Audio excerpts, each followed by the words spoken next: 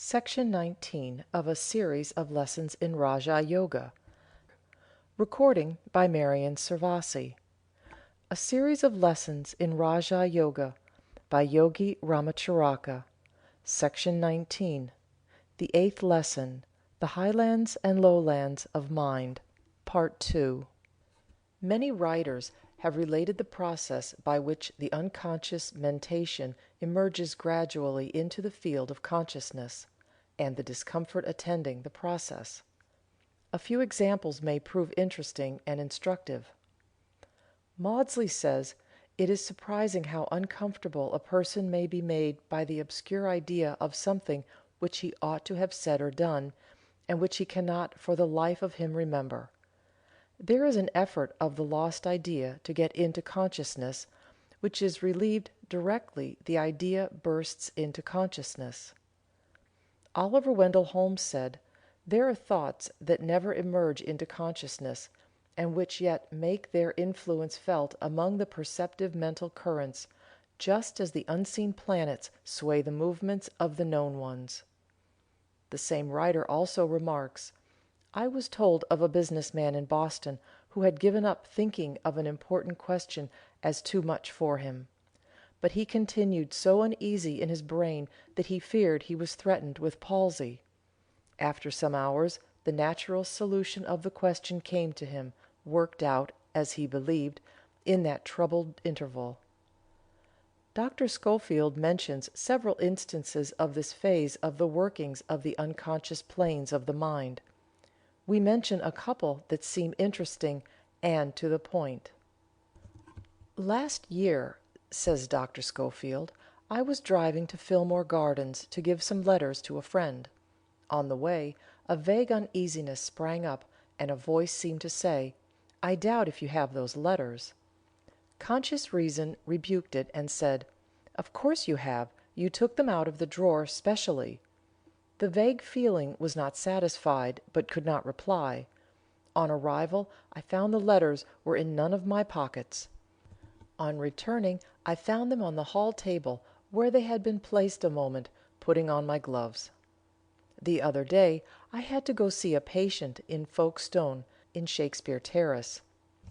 I got there very late, and did not stay, but drove down to the pavilion for the night, it being dark and rainy. Next morning at 11 I walked up to find the house, knowing the general direction, though never having walked there before. I went up the main road, and after passing a certain turning, began to feel a vague uneasiness coming into consciousness that I had passed the terrace. On asking the way, I found it was so, and the turning was where the uneasiness began. The night before was pitch dark and very wet, and anything seen from a close carriage was quite unconsciously impressed on my mind." Professor Kirschner says, "Our consciousness can only grasp one quite clear idea at once. All other ideas are for the time somewhat obscure. They are really existing, but only potentially for consciousness, i.e., they hover, as it were, on our horizon, or beneath the threshold of consciousness. The fact that former ideas suddenly return to consciousness is simply explained by the fact that they have continued psychic existence, and attention is sometimes voluntarily or involuntarily turned away from the present, and the appearance of former ideas is thus made possible." Oliver Wendell Holmes says, "Our different ideas are stepping stones. How we get from one to another we do not know. Something carries us. We, our conscious selves, do not take the step. The creating and informing Spirit, which is within us and not of us, is recognized everywhere in real life. It comes to us as a voice that will be heard. It tells us what we must believe. It frames our sentences, and we wonder at this visitor who chooses our brain as his dwelling place." Galton says, "I have desired to show how whole states of mental operation that have lapsed out of ordinary consciousness admit of being dragged into light." Montgomery says, "We are constantly aware that feelings emerge unsolicited by any previous mental state, directly from the dark womb of unconsciousness. Indeed, all our most vivid feelings are thus mystically derived. Suddenly, a new, irrelevant, unwilled, unlooked for presence intrudes itself into consciousness. Some inscrutable power causes it to rise and enter the mental presence as a sensorial constituent. If this vivid dependence on unconscious forces has to be conjectured with regard to the most vivid mental occurrences, how much more must such a sustaining foundation be postulated for those faint revivals of previous sensations that so largely assist in making up our complex mental presence. Sir Benjamin Brodie says: "It has often happened to me to have accumulated a store of facts, but to have been able to proceed no further. Then, after an interval of time, I have found the obscurity and confusion to have cleared away, the facts to have settled in their right places, though I have not been sensible of having made any effort for that purpose." Wundt says: "The traditional opinion that consciousness is the entire field of the internal life cannot be accepted. In consciousness, psychic acts are very distinct from one another, and observation itself necessarily conducts to the unity in psychology. But the agent of this unity is outside of consciousness, which knows only the result of the work done in the unknown laboratory beneath it. Suddenly a new thought springs into being. Ultimate analysis of psychic processes shows that the unconscious is the theater of the most important mental phenomena. The conscious is always conditional upon the unconscious." Crichton says: "Our conscious life is the sum of these entrances and exits. Behind the scenes, as we infer, there lies a vast reserve which we call the unconscious, finding a name for it by the simple device of prefixing the negative article. The basis of all that lies behind the scene is the mere negative of consciousness." Maudsley says: "The process of reasoning adds nothing to knowledge in the reasoner. It only displays what was there before, and brings to conscious possession what before was unconscious." And again: "Mind can do its work without knowing it. Consciousness is the light that lightens the process, not the agent that accomplishes it." Walstein says: "It is through the subconscious self that Shakespeare must have perceived, without effort, great truths which are hidden from the conscious mind of the student; that Phidias painted marble and bronze; that Raphael painted Madonnas, and Beethoven composed symphonies."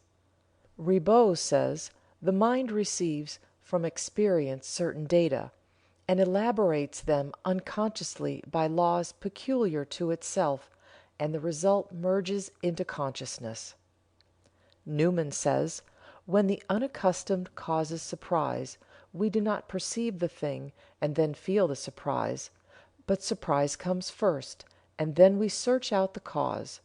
So the theory must have acted on the unconscious mind to create the feeling, before being perceived in consciousness." A writer in an English magazine says: "Of what transcendent importance is the fact that the unconscious part of the mind bears to the conscious part such a relation as the magic lantern bears to the luminous disc which it projects; that the greater part of the intentional action, the whole practical life of the vast majority of men, is an effect of events as remote from consciousness as the motion of the planets."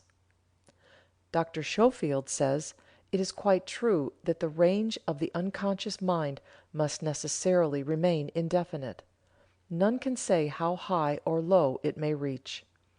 As to how far the unconscious powers of life that, as has been said, can make eggs and feathers out of Indian corn, and milk and beef and mutton out of grass, are to be considered within or beyond the lowest limits of unconscious mind, we do not therefore here press. It is enough to establish the fact of its existence, to point out its more important features, and to show that in all respects it is as worthy of being called mind as that which works in consciousness. We therefore return to our first definition of mind, as "the sum of psychic action in us, whether conscious or unconscious." Hartman calls our attention to a very important fact when he says: "The unconscious does not fall ill, the unconscious does not grow weary, but all conscious mental activity becomes fatigued." Kant says: "To have ideas and yet not be conscious of them, therein seems to lie a contradiction. However, we may still be immediately aware of holding an idea, though we are not directly conscious of it." Maudsley says: "It may seem paradoxical to assert not merely that ideas may exist in the mind without any consciousness of them, but that an idea or a train of associated ideas may be quickened into action and actuate moments without itself being attended to. When an idea disappears from consciousness, it does not necessarily disappear entirely. It may remain latent below the horizon of consciousness. Moreover, it may produce an effect upon movement, or upon other ideas, when thus active below the horizon of consciousness." Leibniz says: "It does not follow that because we do not perceive thought that it does not exist. It is a great source of error to believe that there is no perception in the mind but that of which it is conscious." Oliver Wendell Holmes says: "The more we examine the mechanism of thought, the more we shall see that anterior unconscious action of the mind that enters largely into all of its processes. People who talk most do not always think most. I question whether persons who think most, that is, who have most conscious thought pass through their mind, necessarily do most mental work. Every new idea planted in a real thinker's mind grows when he is least conscious of it." Maudsley says: "It would go hard with mankind indeed if they must act wittingly before they acted at all. Men, without knowing why, follow a course for which good reasons exist nay more. The practical instincts of mankind often work beneficially in actual contradiction to their professed doctrines." The same writer says: "The best thoughts of an author are the unwilled thoughts which surprise himself, and the poet, under the influence of creative activity, is, so far as consciousness is concerned, being dictated to." A writer in an English magazine says: "When waiting on a pier for a steamer, I went on to the first, which was the wrong one. I came back and waited, losing my boat, which was at another part of the pier, on account of the unconscious assumption I had made that this was the only place to wait for the steamer. I saw a man enter a room and leave by another door. Shortly after, I saw another man exactly like him do the same. It was the same man, but I said it must be his twin brother, in the unconscious assumption that there was no exit for the first man but by the way he came, that by returning." Maudsley says: "The firmest resolve or purpose sometimes vanishes issueless when it comes to the brink of an act, while the true will, which determines perhaps a different act, springs up suddenly out of the depths of the unconscious nature, surprising and overcoming the conscious." Schofield says: "Our unconscious influence is the projection of our own unconscious mind and personality unconsciously over others. This acts unconsciously on their unconscious centers, producing effects in character and conduct recognized in consciousness. For instance, the entrance of a good man into a room where foul language is used will unconsciously modify and purify the tone of the whole room. Our minds cast shadows of which we are as unconscious as those cast by our bodies, but which affect for good or evil all who unconsciously pass within their range. This is a matter of daily experience, and is common to all, though more noticeable with strong personalities. Now we have given much time and space to the expressions of opinion of various Western writers regarding this subject of there being a plane or planes of the mind outside of the field of consciousness. We have given space to this valuable testimony, not alone because of its intrinsic value and merit, but because we wished to impress upon the minds of our students that these out of conscious planes of mind are now being recognized by the best authorities in the Western world, although it has been only a few years back when the idea was laughed at as ridiculous, and as a mere dream of the Oriental teachers. Each writer quoted has brought out some interesting and valuable point of the subject, and the student will find that his own experiences corroborate the points cited by the several writers. In this way we think the matter will be made plainer, and will become fixed in the minds of those who are studying this course of lessons. But we must caution our students from hastily adopting the theories of Western writers, advanced during the past few years, regarding these out of conscious states. The trouble has been that the Western writers, dazzled by the view of the subconscious planes of mentation that suddenly burst upon the Western thought, hastily adopted certain theories which they felt would account for all the phenomena known as psychic, and which they thought would fully account for all the problems of the subject. These writers, while doing a most valuable work which has helped thousands to form new ideas regarding the nature and workings of the mind, nevertheless did not sufficiently explore the nature of the problem before them. A little study of the Oriental philosophies might have saved them and their readers much confusion. For instance, the majority of these writers hastily assumed that because there was an out of conscious plane of mentation, therefore all the workings of the mind might be grouped under the head of conscious and subconscious, and that all the out of conscious phenomena might be grouped under the head of subconscious mind, subjective mind, etc., ignoring the fact that this class of mental phenomena embraced not only the highest but the lowest forms of mentation. In their newly found mind, which they called subjective or subconscious, they placed the lowest traits and animal passions, insane impulses, delusions, bigotry, animal like intelligence, etc., etc., as well as the inspiration of the poet and musician, and the high spiritual longings and feelings that one recognizes as having come from the higher regions of the soul. This mistake was a natural one, and at first reading the Western world was taken by storm and accepted the new ideas and theories as truth. But when reflection came and analysis was applied, there arose a feeling of disappointment and dissatisfaction, and people began to feel that there was something lacking. They intuitively recognized that their higher inspirations and intuitions came from a different part of the mind than the lower emotions, passions, and other subconscious feelings and instincts. A glance at the Oriental philosophies will give one the key to the problem at once.